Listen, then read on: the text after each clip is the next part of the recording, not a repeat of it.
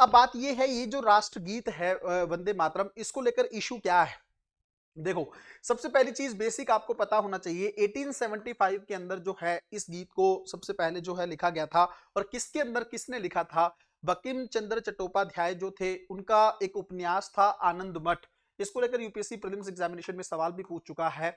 इस उपन्यास के अंदर इस गीत का जिक्र आया है। क्या उसी टाइम पे इस गीत को गा भी दिया गया था? तो नहीं, कांग्रेस के द्वारा अगर आप देखेंगे तो 1896 का जो इंडियन नेशनल कांग्रेस का सम्मेलन था, है ना, वहां पर पहली बार रविंद्रनाथ टैगोर जी ने इसको गाया था। अब बात इशू क्या है, कंट्रोवर्सी क्या है, इसको लेकर कंट्रोवर्सी ये है बच्चों, ध्यान से समझिएगा। इसके टोटल 5 पैराग्राफ हैं, है ना। और अगर आप देखेंगे तो शुरू के 2 पैराग्राफ को ही जो है एक्सेप्ट किया गया वंदे मातरम गीत के तौर पर या राष्ट्रीय गीत के तौर पर। आजादी के बाद भी इस चीज को जो है माना गया, लेकिन ये कब एक्सेप्ट किया गया?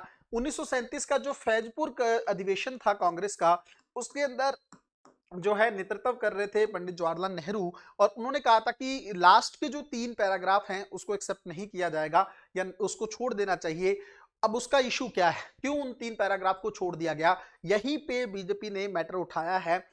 इन 3 पैराग्राफ के अंदर हिंदू देवियों का जिक्र किया गया है ना, दुर्गा माँ का जिक्र किया गया है, और उनको कहीं ना कहीं पे दैवीय संरक्षक के तौर पर स्वीकार किया गया है ना। अब ये जो इशू था, तो पंडित जवाहरलाल नेहरू को उस समय लगा कि हो सकता है इन 3 पैराग्राफ से मुस्लिम वर्ग जो है भारत में उसको आपत्ति हो सकती है, और वो हो सकता है स्वतंत्रता संग्राम से उतना ज्यादा करीबी से ना जुड़ पाए।